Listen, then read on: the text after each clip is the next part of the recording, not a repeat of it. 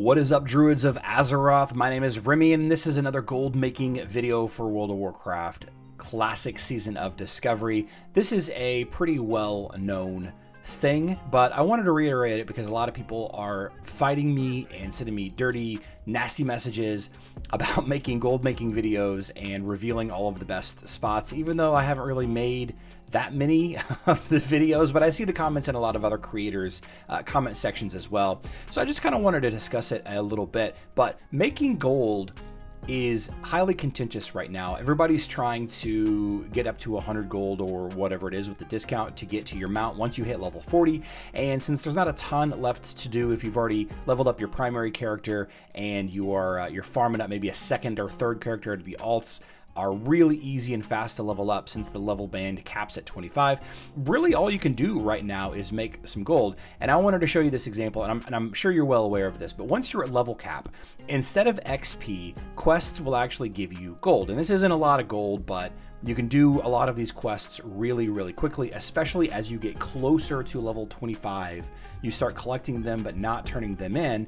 You're getting the XP for grinding the mobs for the item or for the kill quest or what have you, and then you turn in a bunch when you hit level 25. And again, I'm not saying that this is new or groundbreaking information. I'm just reminding everybody that this is a perfectly viable strategy to get gold at level cap, and there's almost no competition because aside from fighting over quest mobs, the gold that you get from the quest givers like Tavern Keeper Schmitz here is, I'm not having to sell anything. Bring the zombie juice. So basically I'm going to get 75 silver here for just running across the map. I love Cat for farming these quests like this. I think Druid is one of the best farming classes in the game right now, and they've always been such. Oh, I'm going the absolute wrong direction. They've always been pretty good at farming. At level 30, you get travel form, so you can move a lot faster. If you're a gathering profession like mining, herbalism, then you're gonna have a little bit of an advantage when you're out and about at level 30. You're not gonna have to mount and dismount at level 40 and 60 and so on, but you also have the ability to increase your defenses in bear form, do a lot of damage in cat form,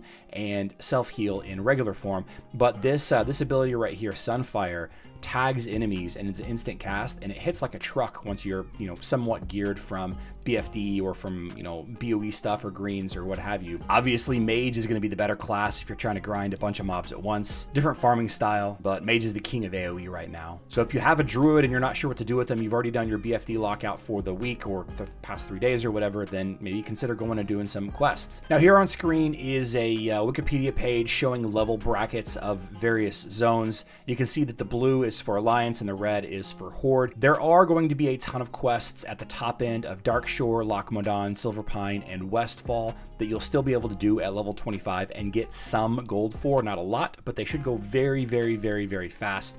The main ones that you're going to be wanting to look at are Red Ridge, Stone Talon, Ashenvale, Duskwood, and Wetlands, maybe a little bit of Hillsbrad, but that's probably where you're going to top out. These 1, 2, 3, 4, 5 zones are going to be full of quests that you can do either by yourself or in a group.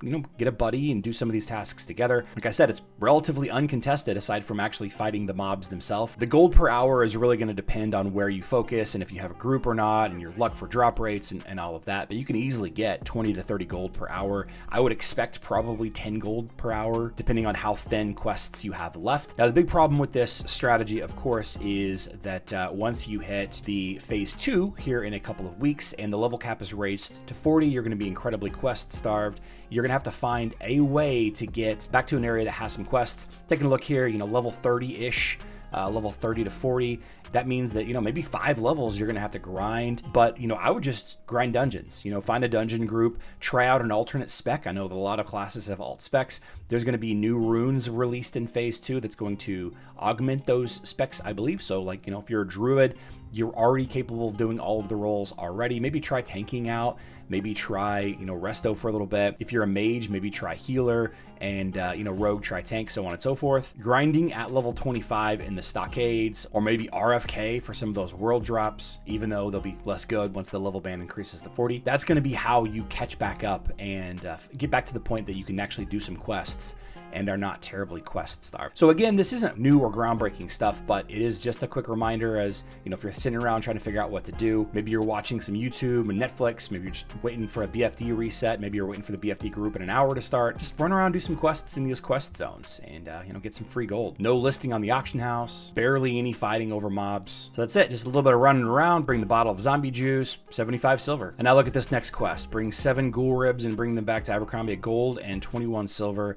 That is just, yeah, it's just south of me right here. So I'm gonna grind that, I'm gonna grind that quest next, I guess. A lot of people here fighting, shouldn't have that much problem because it'll be respawning fast since they're quest mobs. As always, guys, be good or be good at it. I'll see you in the next one.